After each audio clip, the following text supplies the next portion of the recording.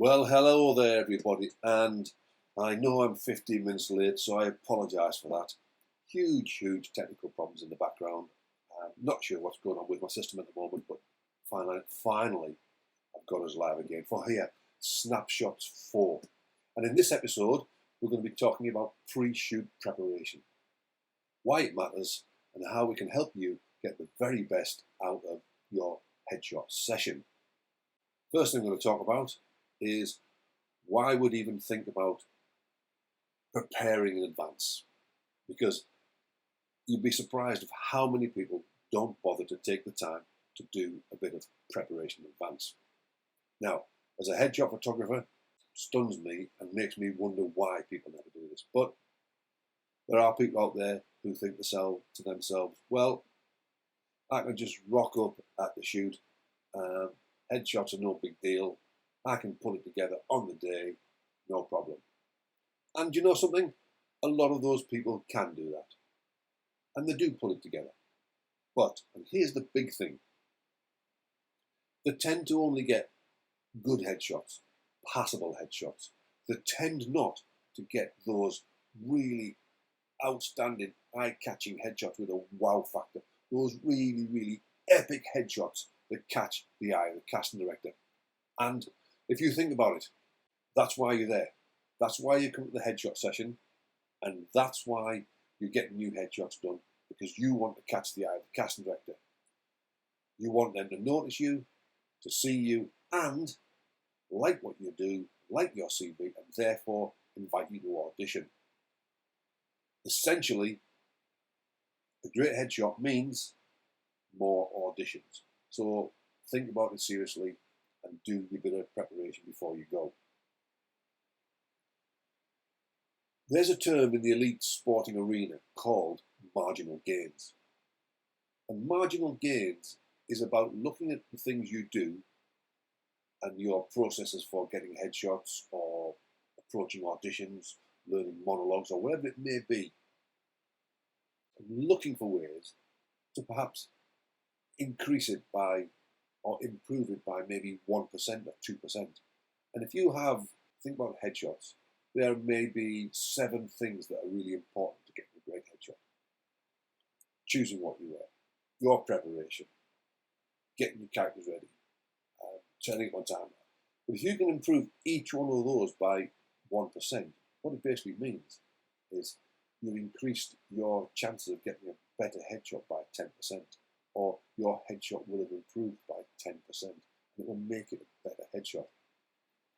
The way I look at these things is,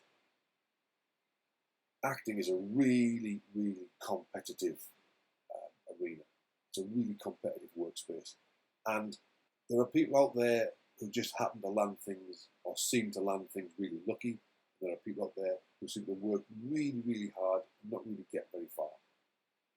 If you're working hard in the wrong direction and putting all your effort into the wrong things, then maybe you should look at, in this marginal gains philosophy, that 1 or 2 things the way you could improve or rechannel your energy. But for most actors at the start of their career, before they've made it big time, they are needing to use a headshot as their main point of contact, as their calling card, and the thing that gives the first impression of the casting director. So why wouldn't you do every single thing possible to make sure you get the very best headshot you can? In fact, you get an epic headshot. And that's my attitude towards it. And I want to help the people who come to see me to do that.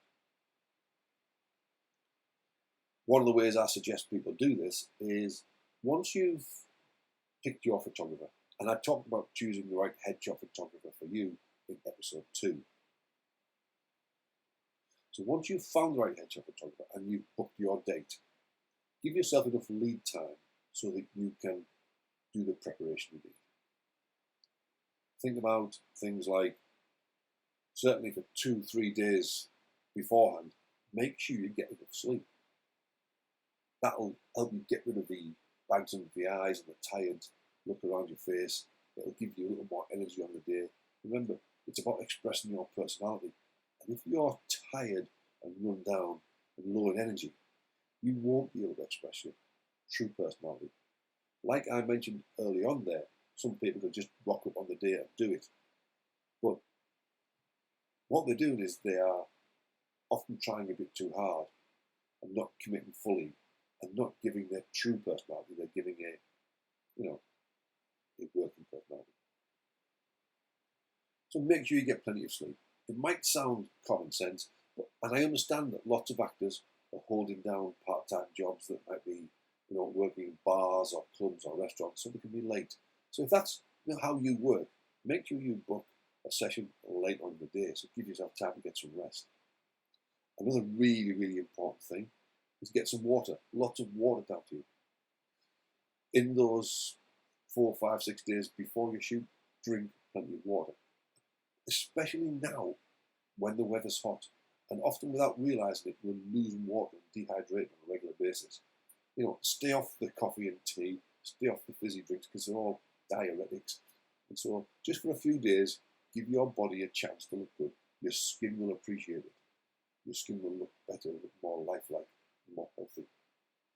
And remember, we want your picture of your headshot to look you looking your very best as you do on your best day. We don't want you looking false.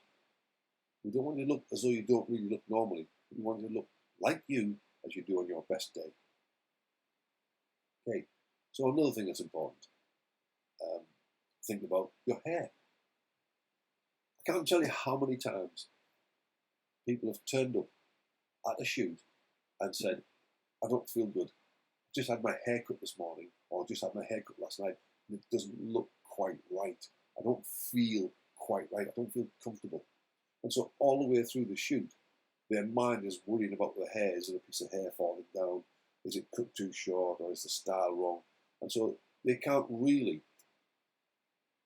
express their true emotions and true personality because in the back of their mind, they don't feel comfortable expressing your true personality and your true emotions.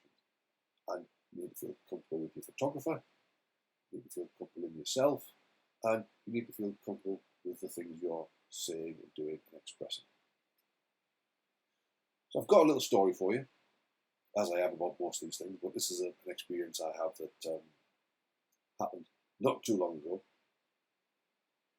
A guy came for a headshot shoot. Say that again, headshot shoot.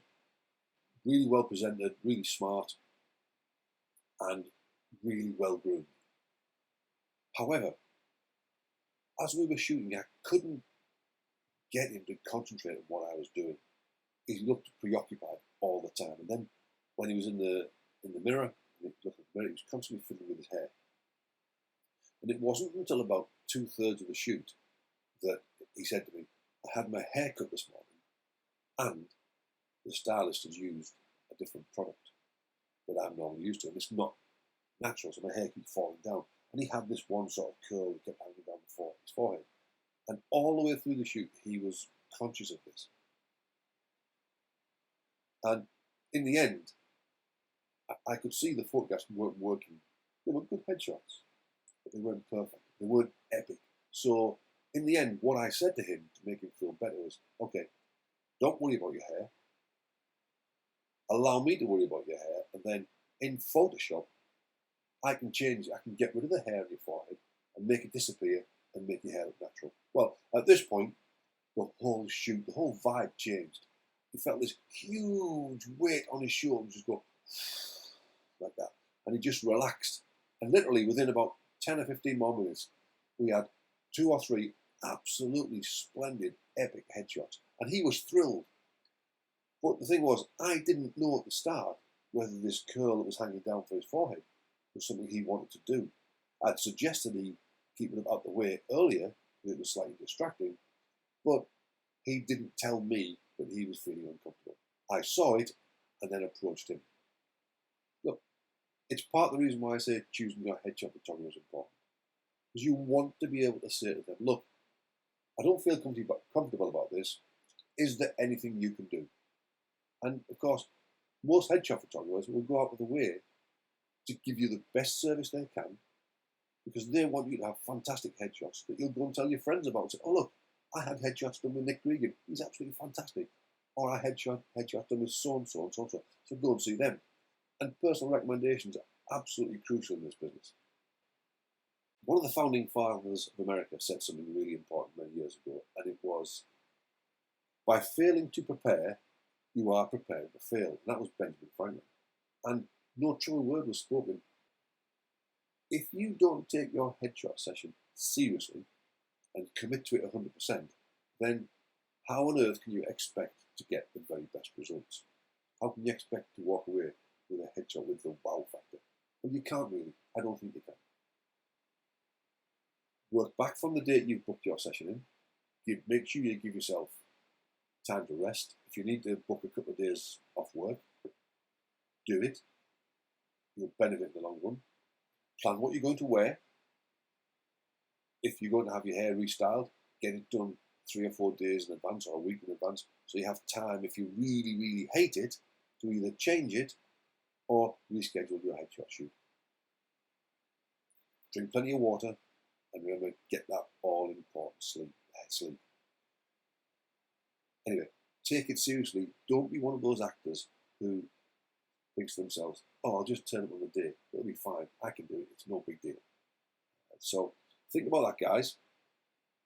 Do your preparation and make sure you get a fantastic headshot session so you get the very, very best out of it. Now, I've run over a little bit. I've had a crazy day today, as I just mentioned, with things going wrong on my system.